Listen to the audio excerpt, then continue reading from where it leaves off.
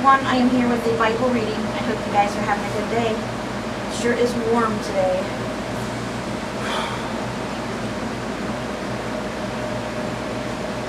If you hear that noise, it's our building managers out there mowing grass today. Good day for that. Okay, so today we're going to be reading Luke chapter 11, verse 37 through chapter 12, verse 7, Psalm 78, verses 1 through 31, and Proverbs chapter 12, verses 19 and 20.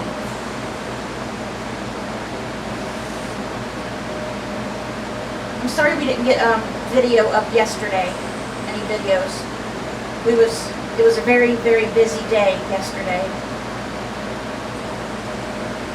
Very, very busy. Okay, so in Luke today we'll be talking about woes on the Pharisees and the experts in the law, warnings and encouragements. Is your phone charged? You should charge it. Put it on my charger right there. When Jesus had finished speaking, a Pharisee invited him to eat with him. Nice, huh? So he went in and reclined at the table. Jesus didn't hate the Pharisees or the Sadducees, the teachers of the law. He hated no one. The Pharisee invited him to dinner at his house. Jesus went. I hate the notifications pop up. I apologize. You won't let me scroll down when I do that. But the Pharisee was surprised when he noticed that Jesus did not first wash before the meal. So, his hands were dirty. He had dirty hands he was eating with. Then the Lord said to him, "Now then, you Pharisees clean the outside of the cup and dish, but inside you are full of greed and wickedness. You foolish people. Did not the one who made the outside make the inside also? But now, as for what is inside you, be generous to the poor, and everything will be clean for you. Woe to you, Pharisees, because you give God a tenth of your mint, rue, and all other kinds of garden herbs, but you neglect justice and the love of God.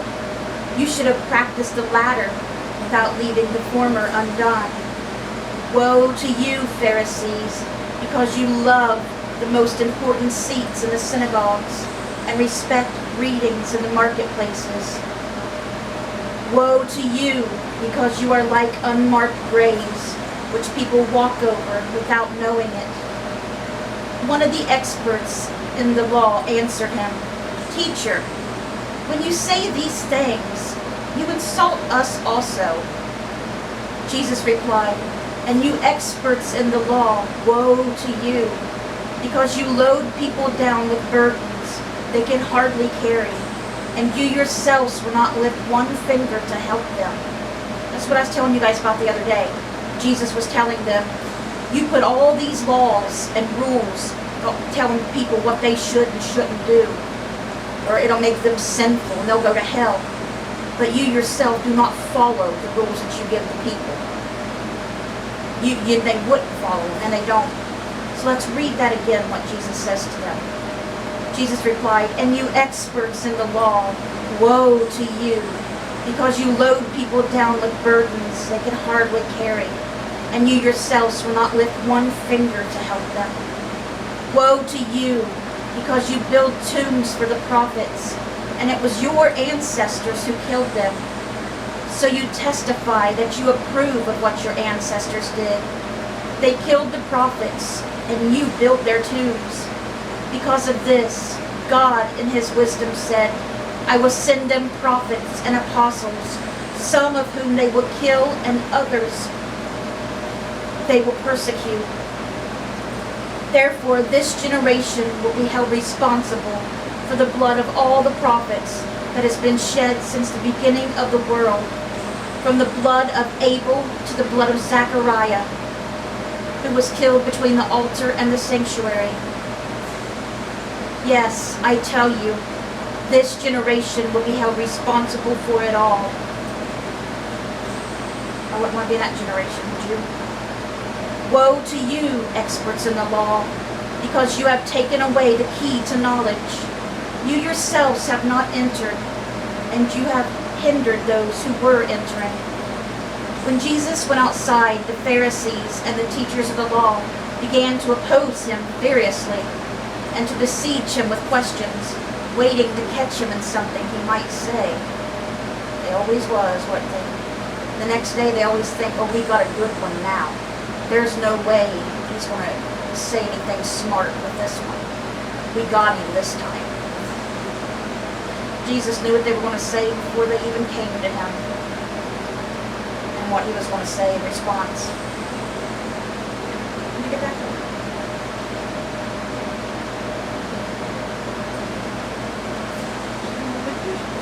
We have one in here.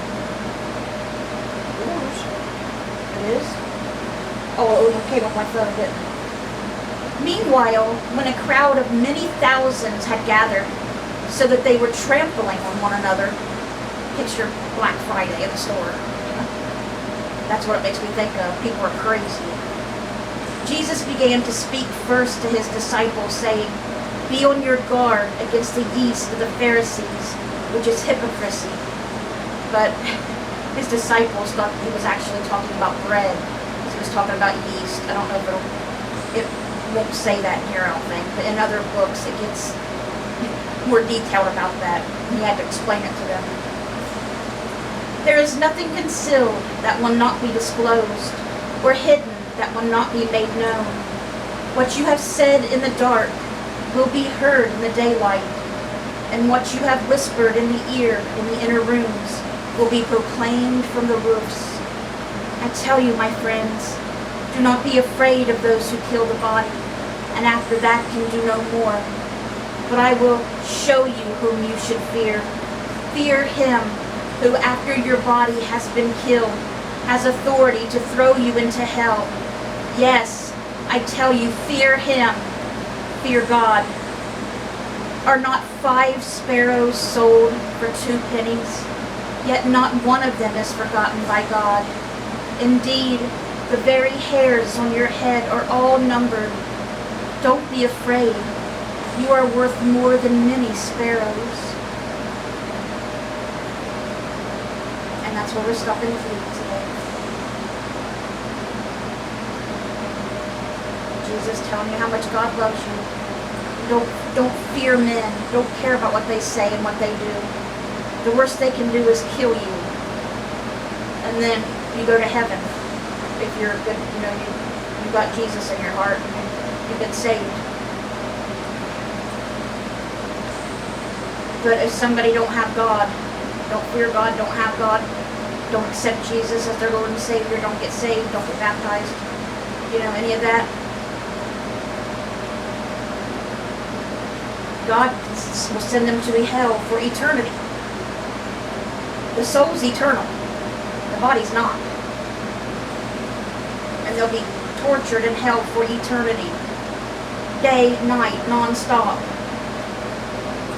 A lot of people think it's a joke and it won't happen, or that's way in the future. I got time.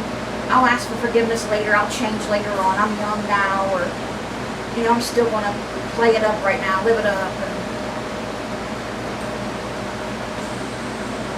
I hate when people act that way, because you do not know how much time you have left on this earth. So many young people have died in our family alone.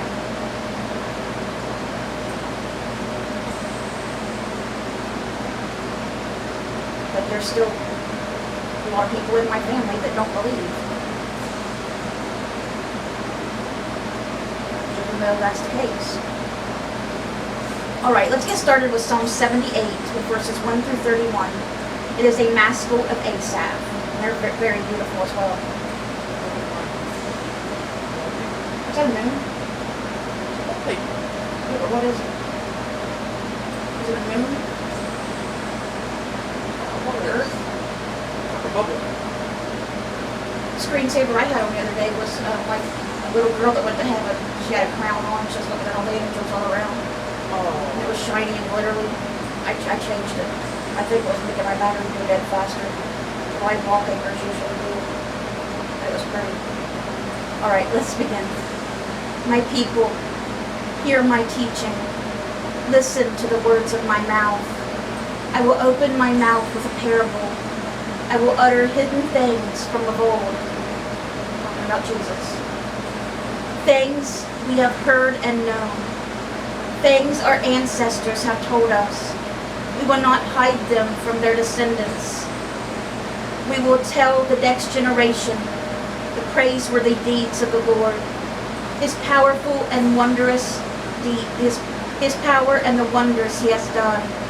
He decreed statutes for Jacob and established the law in Israel, which He commanded our ancestors to teach their children, so the next generation would know them.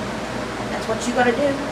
Teach your children, because they're the next generation. If you don't teach them about God, the world will teach them not to. Even the children yet to be born, and they in turn would tell their children. Because if not, nobody would even know Jesus today. If our ancestors had not, our family had not told through the generations about what happened. Then they would put their trust in God and would not forget His deeds, but would keep His commands. They would not be like their ancestors, a stubborn and rebellious generation, whose hearts were not loyal to God, whose spirits were not faithful to Him. The men of Ephraim, though armed with bows, turned back on the day of battle. That's when they were going to the Promised Land. And God had them, my throat's rough, had them fighting different armies to take over more land, to get through. And one of the places, God told them to go fight the people, to clear that. They went there and came back, they wouldn't fight them. And God was going to be with them, they were going to win, but they turned back and wouldn't fight.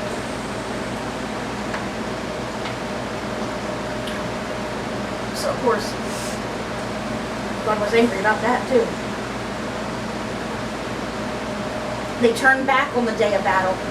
They did not keep God's covenant and refused to live by His law. Many times they turned on Him. Many times. They forgot what He had done, the wonders He had shown them. He did miracles in the sight of their ancestors, in the land of Egypt, in the region of Zone. He divided the sea, the Red Sea, and led them through. He made the waters stand up like a wall. He guided them with the cloud by day and with light from the fire all night. He split the rocks in the wilderness and gave them water as abundant as the seas. He brought streams out of a rocky crag and made water flow down like rivers. But they continued to sin against Him, rebelling in the wilderness against the Most High. They willfully put God to the test. Always. Always. In all the things they seen Him do. All the plagues in Egypt and everything. And He was with them the whole time, going through to find the Promised Land. Even raining down birds from heaven for them to eat. And the bread of angels. He was with them always, but then they gave up on God so many times. And God always forgave them and came back to them though, and everything was fine. But then they'd turn on Him again and forget God. It was constant. That's why it took 40 years to get finally to the Promised Land, because God said this generation is not going to enter the Promised Land, because they kept doing that. They kept turning away from God.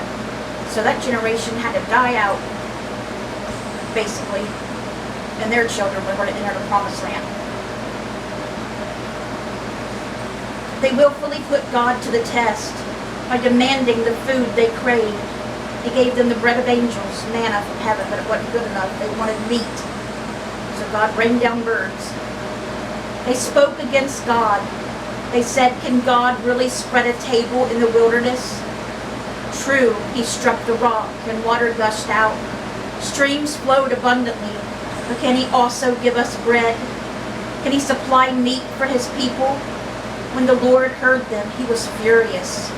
His fire broke out against Jacob, and his wrath rose against Israel, for they did not believe in God or trust in his deliverance after all they've seen him do. And knowing that he's with them, right there with them. How could you do that? It literally blows my mind. Yet he gave a command to the skies above and opened the doors of heaven. He rained down manna for the people to eat. He gave them the grain of heaven. Human beings ate the bread of angels. He sent them all the food they could eat. He let loose the east wind from the heavens, and by his power made the south wind blow. He rained meat down on them like dust, birds like sand on the seashore. He made them come down inside their camp, all around their tents. They ate till they were gorged. They ate till they were gorged. He had given them what they craved. But before they turned from what they craved, even while the food was still in their mouths, God's anger rose against them. He put to death the sturdiest among them, cutting down the young men of Israel. And there was a man named Dathan. I can't remember exactly what he'd done, but he done something bad.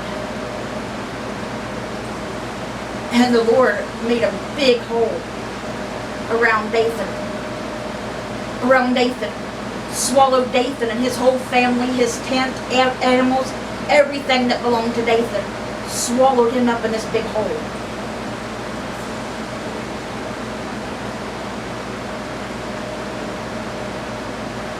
Yeah, but they kept turning on God. Just like they did when Moses went up on the mountain and God gave him the 10 Commandments.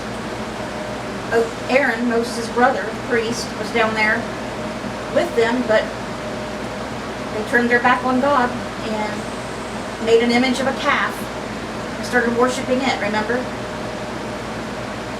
And Moses came back down. He threw the 10 Commandments, the stone tablets, because he was so mad. And then, begged God to forgive them. And of course God did. And Moses had to go back up on the mountain again to get the 10 Commandments again. They're constantly doing that.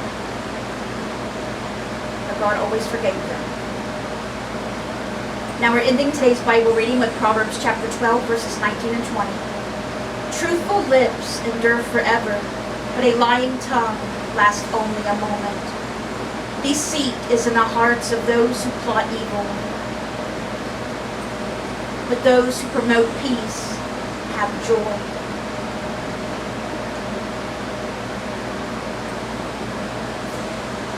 It's true. Once you tell a lie, you just have to keep lying and lying to cover up that lie. And if something eventually slips up, and you get caught in it, So let me go to the prayer request real quick, and then we'll be done with the Bible reading. All right. Please keep the following people in prayer. Rhonda Karshner. Mom moved into her new house yesterday. Her and Jimmy both. They still got to get a phone and everything hooked up. They ain't got that yet. So thank you guys for the unspoken prayer request from Mom. That was what it was. And she got the house. She's renting it, but she got her own place again. Jimmy moved in with her. I'm so happy. I was hoping Abby and Matthew would too until they got a house, but I'm just so happy that Jimmy moved in with Mom. Please keep Sherman in your prayers. He's going to have an MRI here next week. Please keep Layla in your prayers for her health, and Emil in your prayers for an unspoken prayer request for a good thing to happen to him. Elizabeth Jeffries, Judy Thompson. Judy will be having a lot of surgeries here coming up. Jimmy Myers. Jimmy will be having surgery next month. Cindy Welsh. She's been in a lot of pain.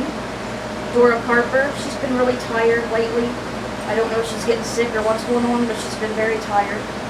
Joyce Light. Latham Burns. He has epilepsy. Abby Myers. Hope she's having a good day at work and everything's going well. She's supposed to let me know what day she wanted to go to lunch and everything, but I haven't heard from her.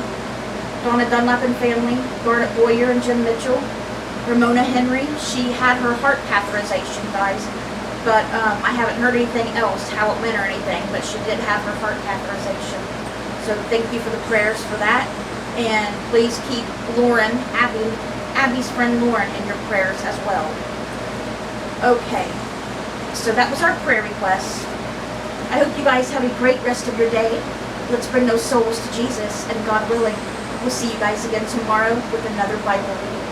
Bye guys, God bless. I hope you guys enjoy this beautiful day. Layla, I took a couple pictures yesterday when I was out to send to you. I couldn't get very many yet, but I took a couple. Bye.